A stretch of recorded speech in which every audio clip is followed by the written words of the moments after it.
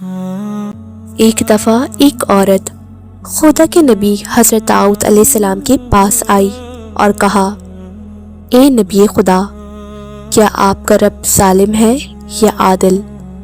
حضرت داؤد علیہ السلام نے فرمایا، خدا وند متعال عادل ہے، وہ کسی پر ظلم نہیں کرتا۔ پھر آپ نے پوچھا، تم یہ سوال کیوں کر رہی ہو؟ عورت نے کہا، میں ایک بیوہ خاتون ہوں اور میری 3 بیٹیاں ہیں۔ میں اپنے ہاتھوں سے شال وغیرہ بناتی ہوں۔ کل میں نے ایک شال بنائی اور اسے کپڑے میں لپیٹ کر بازار بیچنے جا رہی تھی تاکہ اپنی بچیوں کے لیے کھانے کا انتظام کر سکوں۔ اچانک ایک پرندہ آیا اور میرے ہاتھوں سے وہ شال اٹھا لے کر گیا۔ اس طرح میں تنگ دست اور غمگین ہو گئی۔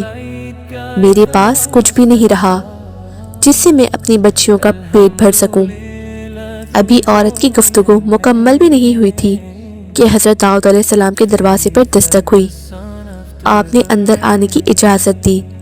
کچھ تاجر اندر آئے اور ہر ایک نے اپنی طرف سے دینار پیش کیے اور عرض کی، اے نبی خدا، یہ رقم کسی مستحق کو دے دیں۔ حضرت داؤد علیہ السلام نے پوچھا، تم سب یہ رقم یہاں کیوں لائے ہو؟ انہوں نے کہا، ہم کشتی پر سوار تھے کہ اچانک طوفان آ گیا، کشتی میں سوراخ ہو گئے اور ہم ڈوبنے ہی والے تھے۔ اس وقت ہم نے دیکھا کہ ایک پرندہ ہماری طرف سرخ کپڑا لے کر آیا۔ اس کپڑے میں ایک شال تھی۔ اس شال سے ہم نے کشتی کے سوراخ بند کیے اور اللہ نے ہمیں نجات دے دی۔ اس وقت ہم نے منت مانی تھی کہ اگر ہم بچ گئے تو صدقہ دیں گے، یہ رقم اسی لیے لائے ہیں۔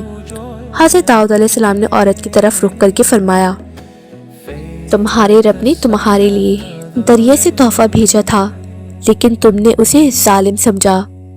پھر وہ ساری رقم اس عورت کو دے دی اور فرمایا، ان پیسوں سے اپنی بچیوں کے لیے کھانے کا انتظام کرو، تمہارا رب تمہارے حال کو سب سے زیادہ جانتا ہے۔ حضرت موسیٰ علیہ السلام کے زمانے کا واقعہ ہے۔ ایک دن ابلیس ان کے پاس آیا اور کہا، میں تمہیں کئی نصیحتیں کرنا چاہتا ہوں۔ حضرت موسیٰ علیہ السلام نے فرمایا، مجھے تیری نصیحت کی ضرورت نہیں۔ لیکن حضرت جبرائیل علیہ السلام وحی لے کر آئے اور فرمایا کہ رب کے حکم سے صرف چند نصیحتیں سن لو۔ ابلیس نے کہا، جب بھی کوئی نیک کام کرنے کا ارادہ کرو تو فوراً کر لو، ورنہ میں تمہیں پشیمان کر دوں گا۔ اگر کسی نامحرم کے ساتھ تنہا ہو جاؤ تو مجھ سے غافل نہ ہونا، اور جب غصہ آئے تو اپنی جگہ بدل لینا۔ پھر ابلیس نے معافی مانگی لیکن تکبر کی وجہ سے سجدہ کرنے سے انکار کر دیا اور اپنی بخشش کا موقع ضائع کر بیٹھا۔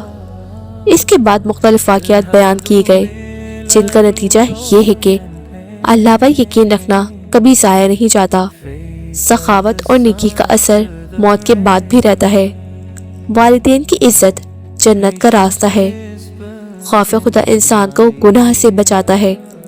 جو اللہ سے ڈرتا ہے اللہ اسے اپنی پناہ میں لے لیتا ہے۔ آخر میں بیان ہوتا ہے کہ اگر دل میں اللہ کا خوف پیدا ہو جائے تو شیطان غالب نہیں آ سکتا۔ امید ہے کہ یہ بیان آپ کو پسند آیا ہوگا۔ اگر پسند آئے تو ویڈیو کو لائک کریں اور چینل کو سبسکرائب کریں اور اسے دوسروں کے ساتھ ضرور شیئر کریں۔ ملتے ہیں نیکسٹ ویڈیو میں، تب تک کے لیے اللہ حافظ۔